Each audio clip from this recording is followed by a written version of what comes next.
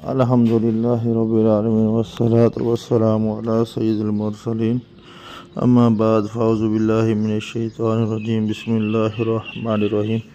حضرت ابو ہریرہ سے روایت ہے کہ رسول اللہ صلی اللہ علیہ وسلم نے فرمایا، بھتیجی اور اس کی پھوپھی اور بھانجی اور اس کی خالہ کو ایک آدمی کے نکاح میں جمع نہیں کیا جائے گا۔ ایک اور روایت میں حضرت ابو ہریرہ سے روایت ہے کہ رسول اللہ صلی اللہ علیہ وسلم نے 4 عورتوں کو جمع کرنے سے منع فرمایا، بھتیجی اور اس کی پھوپھی اور اس کی بھانجی اور اس کی خالہ کو۔ ایک اور روایت میں حضرت ابو ہریرہ سے روایت ہے کہ میں نے رسول اللہ صلی اللہ علیہ وسلم سے سنا، آپ صلی اللہ علیہ وسلم نے فرمایا کہ پھوپھی کا نکاح بھائی کی بیٹی پر اور بہن کی بیٹی پر خالہ کا نکاح نہ کیا جائے۔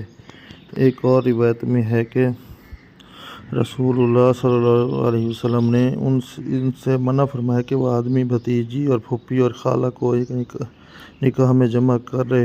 ابن شہاب نے کہا کہ ہم اس عورتوں کے والدہ کی خالہ اور پھوپھی اور اس کے مقام میں خیال کرتے ہیں۔